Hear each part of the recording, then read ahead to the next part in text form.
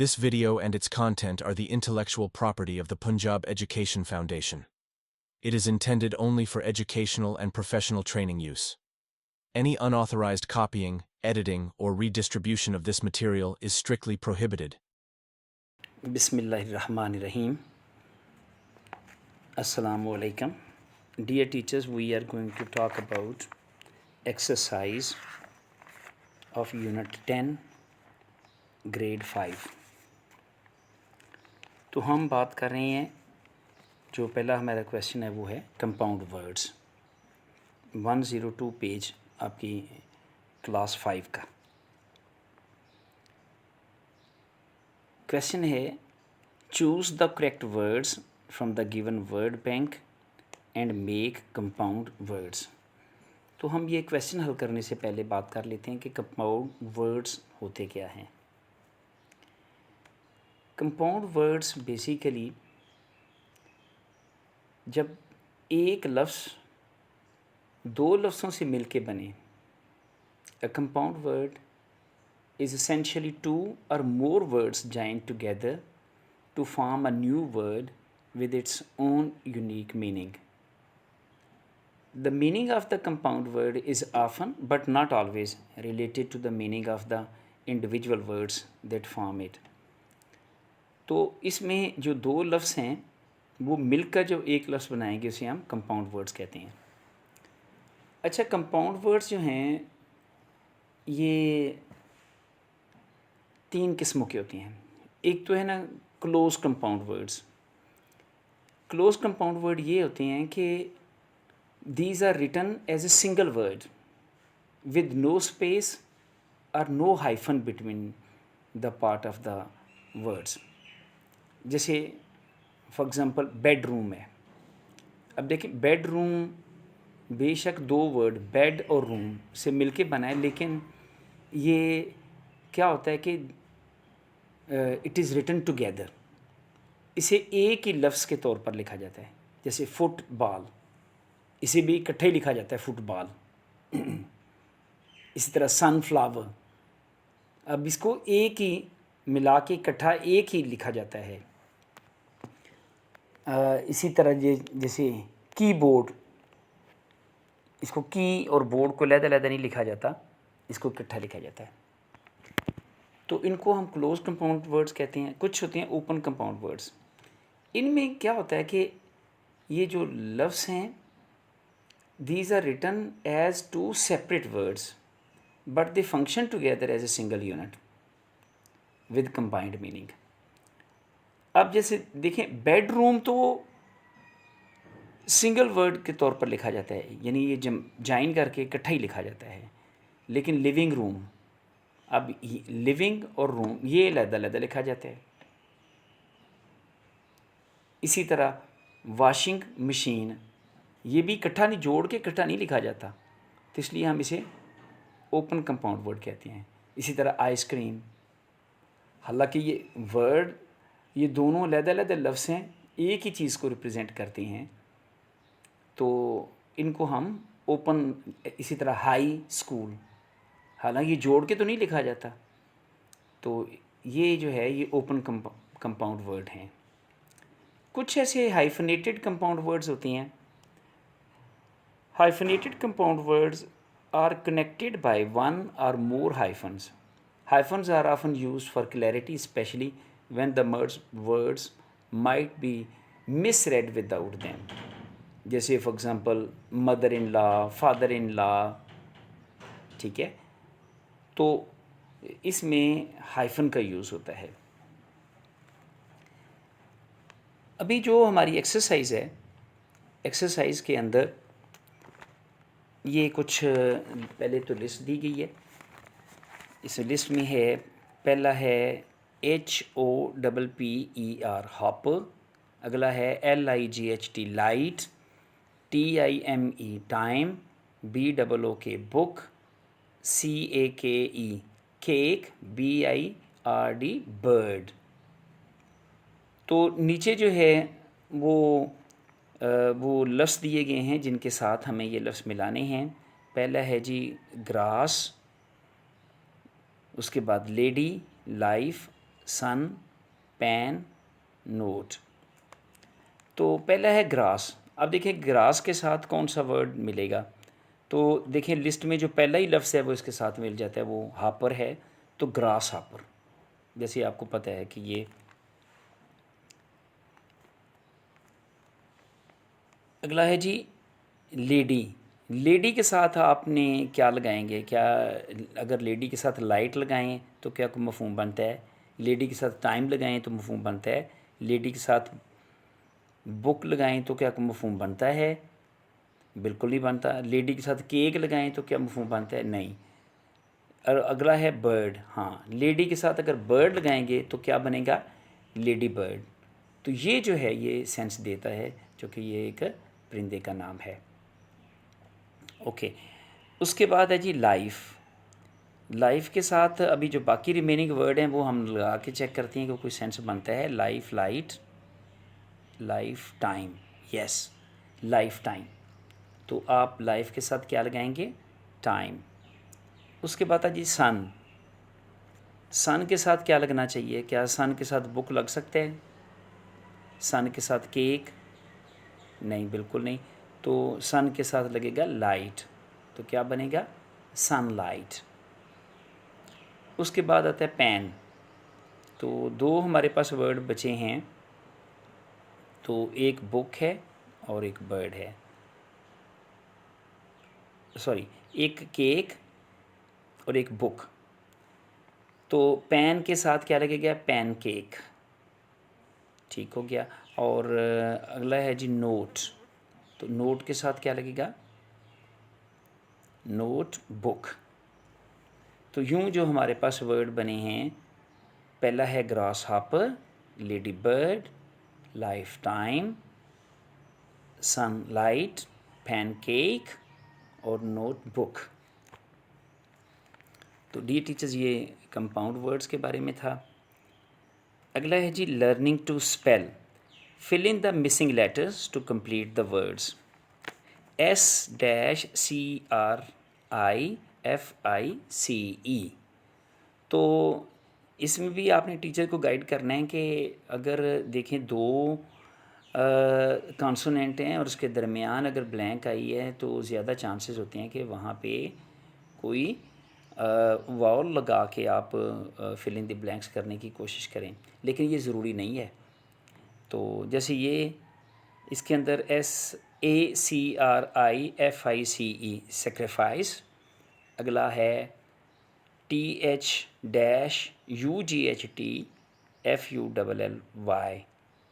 तो यहाँ क्या लगेगा, ओ, यहाँ ओ आएगा, थाटफुली, सोचो विचार से। आगे है जी I-QUIRE।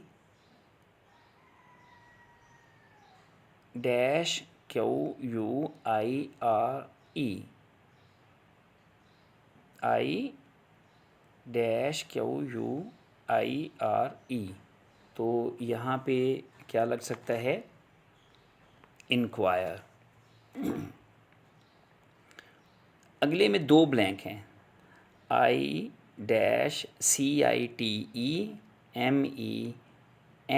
फिर डैश है।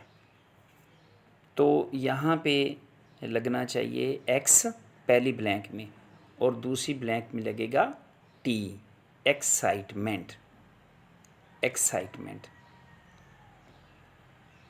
ओके, उससे अगला है CELE-RATE। तो यहाँ पे लेसन के हवाले से अगर आप देखेंगे तो ये सेलिब्रेट, क्या आएगा, सेलिब्रेट। आगे जी MORISE। तो यहाँ पे मेमोराइज आएगा, ई लगेगा, मेमोराइज याद करना।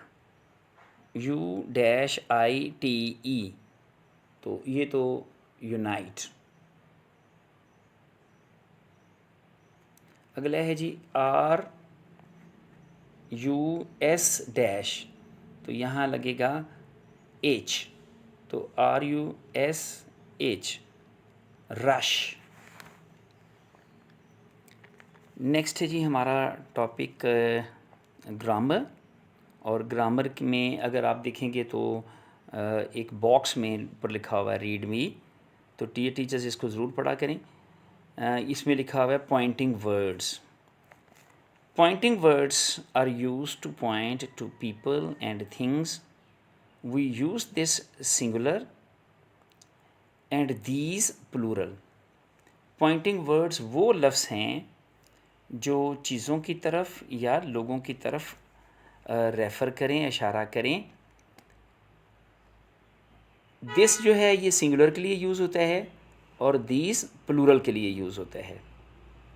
दिस यूज़ होगा अगर एक चीज़ है करीब है, और दीज यूज़ होता है अगर ज़्यादा चीज़ें हैं जो करीब हैं।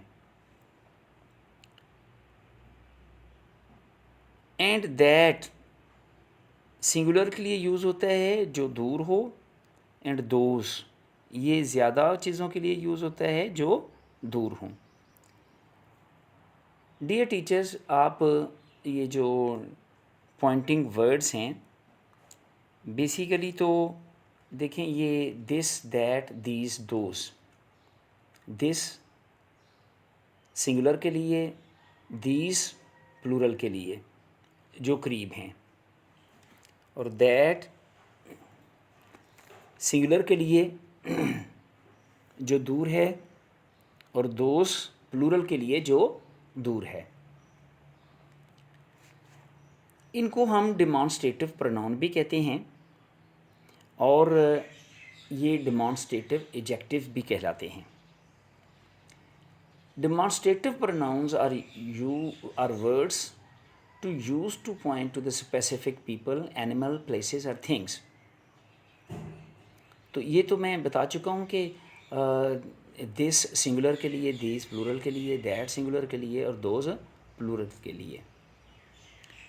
तो देखिए यही जो लफ्ज़ हैं दिस, दैट, दीज, दोज, ये एज ए डिमॉन्स्ट्रेटिव एडजेक्टिव के तौर पर भी यूज़ हो जाते हैं। आइए ज़रा इस फ़र्क को थोड़ा सा मालूम कर लेते हैं। अगर आप ये कहते हैं ना कि दिस इज़ माई पेन, तो यहाँ पे this as a demonstrative pronoun use हुआ है।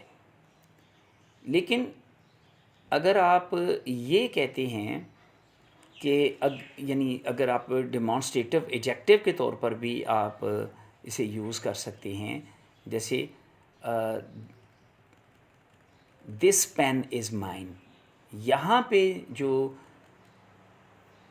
दिस है ये बतौर डिमॉन्स्ट्रेटिव एडजेक्टिव के तौर पर यूज़ हुआ है। ठीक है, जैसे ये है कि दीज आर माई फ्रेंड्स, तो यहाँ पे दीज डिमॉन्स्ट्रेटिव प्रोनाउन के तौर पर यूज़ हुआ है। लेकिन अगर आप ये कहते हैं कि दीज फ्रेंड्स आर माइन, तो यहाँ पे जो दीज है ये डिमॉन्स्ट्रेटिव एडजेक्टिव है। इसी तरह अगर आप ये कहते हैं कि दैट इज़ योर चेयर, तो यहाँ पे दैट जो है बतौर डिमॉन्स्ट्रेटिव प्रोनाउन के तौर पर यूज़ हुआ है। और अगर आप ये कहते हैं कि दैट चेयर इज़ माइन, तो यहाँ पे दैट चेयर, चूँकि दैट जो है ये नाउन के साथ डिफ़ाइन कर रहा है, नाउन को डिफ़ाइन कर रहा है, तो यहाँ पे दैट क्या है, डिमॉन्स्ट्रेटिव एडजेक्टिव के तौर पर यूज़ हुआ है। आगे बढ़ते हैं जी। Read the given sentences and notice the use of demonstrative pronoun. तो डिमॉन्स्ट्रेटिव प्रोनाउन का आपने इसमें इन सेंटेंसेस के अंदर किताब के ऊपर ये सेंटेंसेस लिखे हुए हैं, इनका यूज़ आपने देखना है। I love to eat apples and mangoes, these are my favourite. तो यहाँ पे देखें कि ज़्यादा एप्पल्स और मैंगोज़ की तरफ इशारा किया गया है, ये ज़्यादा हैं, तो इसलिए क्या कहा गया, दीज आर माई फेवरेट, ये मेरे फेवरेट हैं। I planted tomatoes and potatoes, these were easy to plant. अच्छा, टोमेटोज़ एंड पोटैटोज़, तो यहाँ पे इनके लिए टोमेटोज़ एंड पोटैटोज़ के लिए दीज इस्तेमाल हुआ है। आगे है we bought new chair from the market, this is very comfortable. तो यहाँ पे चेयर की तरफ रेफ़र कर रहा है, तो ये दिस जो है ये डिमॉन्स्ट्रेटिव एडजेक्टिव के तौर पर, सॉरी डिमॉन्स्ट्रेटिव प्रोनाउन के तौर पर यूज़ हुआ है। लेकिन अगर आप ये ऐसे कहते हैं कि this chair is comfortable, this chair is comfortable अगर आप कहेंगे तो फिर दिस जो है ये डिमॉन्स्ट्रेटिव एडजेक्टिव है। लेकिन अगर आप ये कहते हैं ना दिस इज़ वेरी कम्फर्टेबल, तो यहाँ पे दिस जो है ये डिमॉन्स्ट्रेटिव प्रोनाउन है। चलें हम एक्सरसाइज हल करते हैं जो कि पूछी गई है। तो इसमें जी पहला फ़िक्रा है fill in the blanks with correct demonstrative pronoun. पहला है you will have to use your pen dash is mine. तो पेन के लिए यहाँ पे क्या होगा, this is mine. Let me introduce you, Ali dash is Suleman. तो let me introduce you Ali, पता है हम जब किसी शख्स की तरफ भी इशारा करते हैं तो हम ये कह सकते हैं कि let me introduce you Ali this is Suleman. तो यहाँ पे दिस आएगा, ठीक है। I have new dresses look dash are very beautiful. तो यहाँ I have 5 new dresses look dash are very beautiful. I have 5 new dresses look these are very beautiful, क्योंकि dresses ज़्यादा हैं। अगला है जी आई मेड सैंडविचेस येस्टरडे। अच्छा ये पिछले ज़माने की बात हो गई है। डैश वर डिलीशियस, तो ये क्या आएगा, I made sandwiches yesterday those were delicious. तो यहाँ पे दोज आएगा क्योंकि ये माजी की बात हो रही है। अच्छा जी नेक्स्ट है use of should and should not. तो आपको पता है कि पहले हम जो बॉक्स में लिखा हुआ है उसको पढ़ लिया करें। ये शॉर्ट में लिखा होता है लेकिन बहुत टू द पॉइंट और बहुत करेक्ट लिखा होता है। We use should to talk about an obligation for things that are important for people to do। तो should हम इस्तेमाल करते हैं उन फ़राइज़ के लिए, उन चीज़ों के लिए जो करने ज़रूरी होते हैं, जो हमें ज़रूर करने चाहिए। और should not, we use should not to advise against doing things because it is bad or wrong to do so। तो शुड नॉट जो है वो हम उन चीज़ों के लिए इस्तेमाल करते हैं जो हमें अवॉइड करने चाहिए, जो हमें नहीं करने चाहिए। तो पहला है जी we should always follow traffic rules. तो ये हमारा अब ऑब्लिगेशन है, मॉरल ऑब्लिगेशन है कि हमें क्या करना चाहिए, ट्रैफिक के कवानीन की पाबंदी करनी चाहिए। You should speak the truth. अच्छा इसको ट्रूथ नहीं बोलना, देखें ये ट्रू से है। ट्रू तो आप जानते हैं ये वर्ब है, लेकिन जब ये नाउन कन्वर्ट होता है तो फिर ये ट्रुथ बन जाता है, ठीक है। ट्रूथ नहीं प्लीज़ पढ़ना इसको। आगे है जी we should always respect our elders. तो हमें अपने बड़ों की हमेशा ही एहतराम करना चाहिए। You should not throw garbage in the street. तो देखिए ना कि मना किया गया है, अवॉइड करना चाहिए कि हमें गली के अंदर गार्बेज नहीं फेंकना चाहिए। You should not go outside at night, और आपको रात को बाहर नहीं निकलना चाहिए। Now right 2 sentences using should and should not in your notebook. तो पहले हम शुड से सेंटेंस बना लेते हैं, you should brush your teeth twice a day. तो ये एक काम है जो करना चाहिए आपको। अगला है जी कि शुड नॉट वी, अच्छा शुड का एक सेंटेंस पहले और बना लेते हैं, we should help the poor. तो हमें गरीबों की मदद करनी चाहिए। तो यूँ 2 सेंटेंस हो गए शुड के। अब शुड नॉट के भी 2 सेंटेंस बना लेते हैं। You should not waste your time. तो ये है कि ये काम आपको नहीं करना चाहिए। फिर उसके बाद है we should not speak loudly in the library. तो हमें लाइब्रेरी में ऊंची आवाज़ में बात नहीं करनी चाहिए। तो डियर टीचर्स, ये जो लाइब्रेरी के स्पेलिंग बेशक LIBRARY हैं, लेकिन बोलने में एक ही आर आता है, लाइब्रेरी। तो आप काइंडली इसके प्रोनाउंसिएशन जो है वो गूगल पे जाके आप वर्ड को टाइप किया करें, तो चेक कर लिया करें। ओके जी, उसके बाद आता है जी हमारा नेक्स्ट जो है ये कंट्रैक्शन के लिए यूज़ ऑफ अपोस्ट्रोफी। तो we use apostrophe to mark the omitted letters in contractions. When we combine two words we omit some letters. जैसे देखिए ना, ये फ़िक्रा है ना, we shall go home early या we will go home early। तो जब हम इसको आपने अक्सर पढ़ा होगा तो हम कंट्रैक्ट कर लेते हैं, तो SHA जो है ये हम इसको ख़त्म कर देते हैं, कंट्रैक्ट कर लेते हैं। और डबल एल को अक्सर आपने देखा होगा कि वही के ऊपर अपोस्ट्रोफी लगी है, आगे डबल एल यूज़ हुआ है, विल गो होम अर्ली। तो यहाँ पे वो जो शेल था या विल जो था उसके कुछ लेटर जो हैं वो ख़त्म हुए हैं, और उन लेटर को ख़त्म करके हमने अपोस्ट्रोफी यूज़ की है। तो जो अपोस्ट्रोफी है वो शो करती है यहाँ पे कि कुछ जो लेटर्स हैं वो यहाँ से मिस किए गए हैं। तो कंट्रैक्शन बेसिकली होती क्या है? A contraction is a shortened form of a word और group of words where missing letters are replaced by an apostrophe. तो इसमें जो कंट्रैक्शन के अंदर एक लेटर या एक से ज़्यादा लेटर को हम हटाकर अपोस्ट्रोफी यूज़ कर लेते हैं। इसी तरह जैसे ये लफ्ज़ है जी आगे कुड नाट, तो आप कुड नाट को जैसे ये कुडंट के तौर पर आप लिखते हैं, तो ओ की जगह पे हमने अपोस्ट्रोफी यूज़ कर ली है। ओके जी, फिर आगे कुछ और वर्ड हैं। They did not waste their time. तो लफ्ज़ तो ये है ना, they did not waste their time. अब वो नॉट को ख़त्म किया, ऊपर अपोस्ट्रोफी यूज़ कर ली, तो ये यूँ कंट्रैक्शन बन गई, they didn't waste their time.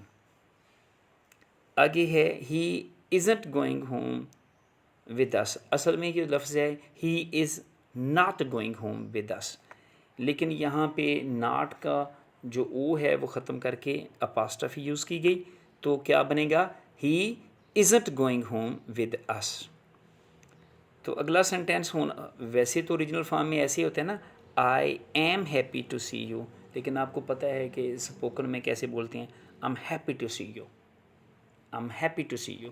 तो वो कंट्रैक्शन आ गई, और उसके अंदर जब लिखेंगे इसको तो हम ए को ख़त्म कर देंगे और एम को आई के साथ मिला के यूज़ करेंगे, लेकिन दरमियान में अपोस्ट्रोफी आ जाएगी। तो I am happy to see you. इसी तरह they are celebrating the Eid festival, तो दे आ, तो ये दे आ, तो ये जो है ऊपर अपोस्ट्रोफी आ गई। Now make contractions of the following words using the apostrophe correctly in your notebook. तो इसके अंदर हमने जैसे ये पहला है कुड नाट, तो कुड नाट को ओ ख़त्म करेंगे, वहाँ पे अपोस्ट्रोफी यूज़ करेंगे। और वैसे तो आप कुड और नाट अलहदा लिखती हैं ना, लेकिन जब आपने कंट्रैक्शन करनी है तो फिर इनको इकट्ठा ही कर देना है, कुड और नाट को इकट्ठा कर देना है, ओ ख़त्म हो जाएगा और उसकी जगह पे अपोस्ट्रोफी आ जाएगी और ये वर्ड बन जाएगा कुडंट। इस तरह अगला था आई हैव। आई हैव के अंदर एच और ए ये ख़त्म होएगा, जैसे आई हैव है ना, आई लहदा लिखा हुआ है, हैव लहदा लिखा हुआ है, लेकिन जब आपने इसे कंट्रैक्ट करना है तो फिर आई के साथ वी ई इकट्ठा ही यूज़ करेंगे और ऊपर अपोस्ट्रोफी आ जाएगी। उसके बाद आता है जी शुड नाट। शुड नाट को आपने क्या कर देना है, शुडंट, SHOULD, आगे एन के बाद जो ओ आए वो ख़त्म होएगा और ऊपर अपोस्ट्रोफी। वैसे तो देखें शुड और नाट अलहदा अलहदा लिखा हुआ है, लेकिन जब आपने कंट्रैक्ट करना है, इसकी कंट्रैक्शन बनानी है, तो ये बनेगा शुडंट। तो एन अपोस्ट्रोफी टी, ये शुड के बिल्कुल साथ यूज़ हो जाएंगे, तो ये बन जाएगा शुडंट। इसी तरह यू विल, यू देखें अलहदा लिखा हुआ है, विल अलहदा लिखा हुआ है, लेकिन जब आपने इसकी कंट्रैक्शन बनाई तो क्या बनेगा, यूल। यूल तो वो जो है अपोस्ट्रोफी। आगे डज नॉट, डज लहदा नॉट लहदा, लेकिन जब आपने इसकी कंट्रैक्शन करनी है तो क्या बनेगा, डजंट। तो DOES और जो नॉट है वो भी साथ यूज़ होगा, और नॉट का ओ ख़त्म हो जाएगा और ओ की जगह पे आपने अपोस्ट्रोफी यूज़ करनी है, तो ये बन जाएगा डजंट। ओके जी, नेक्स्ट हमारा टॉपिक है एडवर्ब्स ऑफ फ्रीक्वेंसी। तो आप जानते हैं कि सबसे पहले हम बात कर लेते हैं कि एडवर्ब क्या है, जो कि एडवर्ब पिछले लेसन में आ भी चुका है कि एडवर्ब वो लफ्ज़ है जो वजाहत करता है। जैसे नाम से आपने जब पढ़ाना है तो बच्चों को बताएं कि नाम ही जाहिर करता है, एडवर्ब, एडवर्ब, एडवर्ब, यानी ये वजाहत करता है वर्ब की। जैसे एडजेक्टिव जो है ये नाउन की वजाहत करता है। तो अच्छा, आपने एडजेक्टिव बोलने लफ्ज़, उसके अंदर ना डी साइलेंट है, सी अपनी साउंड देगा। तो एडवर्ब, एडवर्ब वो लफ्ज़ है, एडजेक्टिव तो नॉन की वजाहत करता है ना, लेकिन एडवर्ब क्या करता है, ये तीन चीज़ों की वजाहत करता है। ये वर्ब की वजाहत करता है, ठीक है, जैसे ही वॉक्स स्लोली, और एडवर्ब क्या करता है, ये एडजेक्टिव की भी वजाहत करता है। जैसे अगर आप ये कहती हैं ना कि Samina is a nice girl, तो नाइस एडजेक्टिव है, लेकिन अगर आप ये कह देते हैं Samina is a very nice girl, तो वेरी एडवर्ब है जो यहाँ पे एडजेक्टिव की वजाहत कर रहा है। फिर एडवर्ब क्या करता है, एडवर्ब दूसरे एडवर्ब की भी वजाहत करता है। जैसे अभी आपने फिक्रा बोला था ना, ही वॉक्स स्लोली, तो अगर स्लोली एडवर्ब है, लेकिन अगर आप ये कह देते हैं ही वॉक्स वेरी स्लोली, तो यहाँ पे एडवर्ब एडवर्ब की वजाहत कर रहा है। आइए अब बात करते हैं, ये जो हमारा टॉपिक है एडवर्ब ऑफ फ्रीक्वेंसी। तो एडवर्ब ऑफ फ्रीक्वेंसी क्या करते हैं, adverb of frequency tell us how often something happens. तो एडवर्ब ऑफ फ्रीक्वेंसी हमें बताता है कि कोई काम कितनी बार, ठीक है, how often, how often, adverb of frequency जवाब देता है हाउ ऑफन, कितनी बार काम हुआ है। They are typically placed before the main verb, ये आम तौर पर जो मेन वर्ब होता है यानी डूइंग वर्ब या एक्शन वर्ब, उससे पहले और हेल्पिंग वर्ब के बाद में, ठीक है, अगर हेल्पिंग वर्ब यूज़ हुआ है तो, ठीक है, यानी ये जो हेल्पिंग वर्ब और मेन वर्ब के दरमियान में एडवर्ब ऑफ फ्रीक्वेंसी आता है। तो एडवर्ब ऑफ फ्रीक्वेंसी देखें, ये जो बॉक्स बना है इसके ऊपर लिखा हुआ है adverb of frequency tell us how often और फ्रीक्वेंटली समथिंग हैपन्स। तो लफ्ज़ी फ्रीक्वेंसी से ज़ाहिर हो रहा है कि कितनी बार, ठीक है, how often an action is happening. अच्छा जी, जैसे एग्जाम्पल है she always sacrifices a camel on Eid ul Azha, तो ये ऑलवेज जो है ये क्या है, एडवर्ब ऑफ फ्रीक्वेंसी है। They often go to the park off for jogging, तो ऑफन देखें सब्जेक्ट और वर्ब के दरमियान में एडवर्ब ऑफ फ्रीक्वेंसी आता है, और अगर हेल्पिंग वर्ब यूज़ हो रहा है तो हेल्पिंग वर्ब पे बाद और मेन वर्ब से पहले। इसी तरह ही रेयरली मेक्स अ मिस्टेक्स, यहाँ पे मेक वर्ब है, ही सब्जेक्ट है, तो देखें ही और मेक्स के दरमियान में यहाँ पे एडवर्ब ऑफ फ्रीक्वेंसी आया है। Now read the given paragraph and underline the adverbs of frequency. तो हमने क्या करना है, ये पैराग्राफ पढ़ना है और जो इसके अंदर एडवर्ब ऑफ फ्रीक्वेंसी है उसको अंडरलाइन करना है। अच्छा, जैसे ये देखें ना, पहला सेंटेंस हम पढ़ते हैं, I always get up early in the morning, I always, तो यहाँ पे ऑलवेज क्या है, एडवर्ब ऑफ फ्रीक्वेंसी है, इसको अंडरलाइन करना चाहिए। अगला है I often go for morning walk with my father, तो इसमें एडवर्ब ऑफ फ्रीक्वेंसी क्या है? ऑफन। तो आप ऑफन को अंडरलाइन कीजिए। नेक्स्ट सेंटेंस है sometimes we go to the nearby park.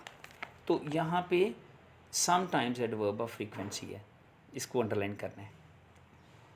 उसके बाद है जी after that I take my breakfast and get ready for school. तो इसके अंदर कोई आपको एडवर्ब ऑफ फ्रीक्वेंसी नज़र आया है? नहीं, इसके अंदर एडवर्ब ऑफ फ्रीक्वेंसी हमें नज़र नहीं आ रहा। नेक्स्ट है I often take sandwiches for breakfast. अच्छा डियर टीचर्स, ये जो लफ्ज़ है सैंडविच, अच्छा लिखने में तो ये सैंडविच है लेकिन बोलने में ये सैंडविच आएगा। इसको सैंडविच नहीं बोलना, डी साइलेंट है इसके अंदर, ठीक है।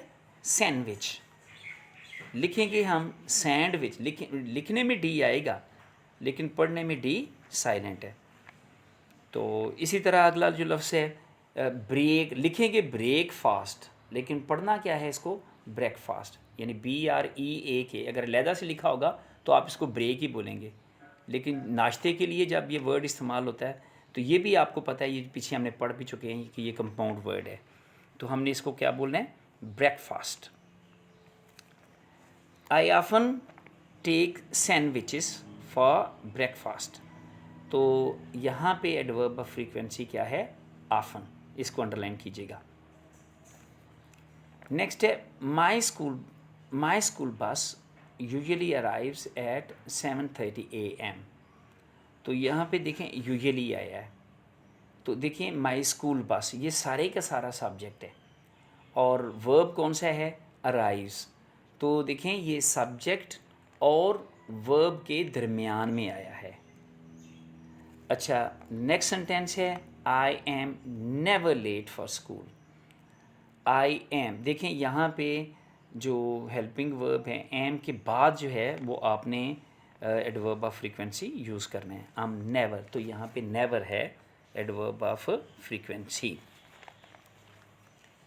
तो डियर टीचर्स, मैं ये आपसे उम्मीद करता हूँ कि आप ये जो एक्सरसाइज है ना एडवर्ब ऑफ फ्रीक्वेंसी की, ये बच्चों को इसके अलावा भी आपने सेंटेंसेस देने हैं और बच्चों से करवानी है। नेक्स्ट है जी writing. Find the recipe of your favourite dish on the internet and write it in your notebook. इसमें देखें कि एक रेसिपी है जो मैंने पहले तो एक रेसिपी ऊपर दी गई है, बच्चों को कहना है कि आपने वो वाली रेसिपी पढ़ लें और उसके बाद वो इंटरनेट से वो रेसिपी डाउनलोड कर लें, किसी भी उनकी फेवरेट डिश जो है उसकी रेसिपी जो है वो करके नोट करें। जैसे यहाँ पे मैं आमतौर पर बच्चों को चिकन बिरयानी बड़ी पसंद होती है, तो हम वो रेसिपी जो है वो पहले तो देखें कि थिंग्स वी नीड, हमें कौन कौन सी चीज़ों की ज़रूरत है। ठीक है, half kg chicken, 2 cup basmati rice, 2 large onions, 2 tomatoes, 1 cup yogurt, 1 tablespoon ginger garlic paste, 1 tablespoon red chili powder, 1 tablespoon turmeric powder, 1 tablespoon gram masala, 1 tablespoon salt और 1 tablespoon कुकिंग ऑयल। तो इस तरह से ये चीज़ें जो हैं ये आपकी जो चीज़ें रिक्वायर्ड हैं। इसके अलावा हमें पानी चाहिए और पैन चाहिए या आप कोई भी एक पॉट चाहिए। Right, recipe. अब क्या करना क्या है? Wash rice and soak it for 20 minutes. Fry onions in oil until golden brown. Take out half of garnishing. Add, तीसरा पॉइंट है जी, add ginger garlic paste and fry for 1 minute. Add chicken and cook until color changes. Put in tomatoes, yogurt, red chili, turmeric, gram and all the masalas. And some green chillies, mint and coriander. तो अगला point है जी, in separate part boil rice with whole spice until 70% cooked. तो फिर क्या करना है जी, layer rice and chicken curry in a pot and fried onions, coriander, mint, green chillies, cover and steam on the low heat for 15 minutes. Mix gently and serve hot with raita और सलाद।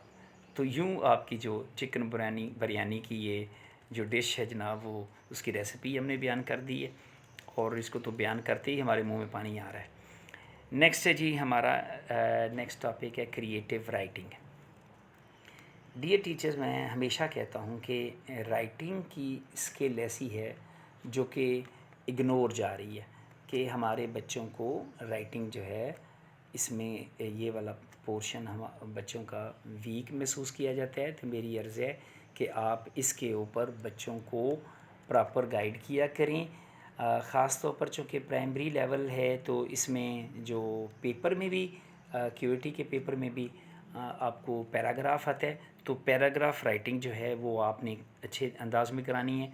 मेरी request है कि आप बच्चों को पहले mind map या आप क्वेश्चनिंग टेक्निक, कोई भी टॉपिक है ना, तो उसके आप जैसे एक टॉपिक को दरमियान में लिख लिया करें, और फिर उसका माइंड मैप तैयार कर लें, 4 पॉइंट बना लें, 5 पॉइंट बना लें, और फिर उनके मज़ीद सब हेडिंग बना लिया करें। और बच्चों से कहें कि उन जैसे 4-5 जो भी आपने पॉइंट बनाए हैं, इनके ऊपर आप सेंटेंसेस बनाइए और फिर उनका पैराग्राफ कंपोज कीजिए। आइए, जो हमारा ये राइटिंग क्रिएटिव राइटिंग का पैराग्राफ है, right a paragraph on the topic a good day with my family. Last Sunday was a very good day for me because I spent it with my family. तो जी पिछला इतवार मेरा बड़ा अच्छा गुजरा है, क्यों कि मैंने ये दिन अपनी फैमिली के साथ गुजारा है। We all decided to go for a picnic to a park near our house. तो जो हमारे घर के करीब पार्क था वहाँ हम गए। My parents, my sister and my brother were all very happy. तो मेरे वालदेन, मेरी बहन, मेरे भाई सब बहुत खुश थे। We took homemade food like sandwiches, biryani and juice with us. We played cricket, badminton and also took many pictures together. My father told us interesting stories and we laughed a lot. In the evening, we sat under a big tree and enjoyed tea. Spending time with my family makes me feel loved and happy. It was truly a good day and I will always remember it. तो यूँ जो है ये creative writing का एक paragraph है। आपने बच्चों को, मैं फिर कह रहा हूँ कि आपने क्वेश्चनिंग टेक्निक के ज़रिए से यानी 3-4 क्वेश्चन बना लिया करें। कहें बच्चों को कि ये सवालात हैं, इनके जवाबात बना लें, या आप माइंड मैप की मदद से बच्चों को कहा करें कि वो पैराग्राफ लिखें। जज़ाकल्लाह, थैंक यू वेरी मच।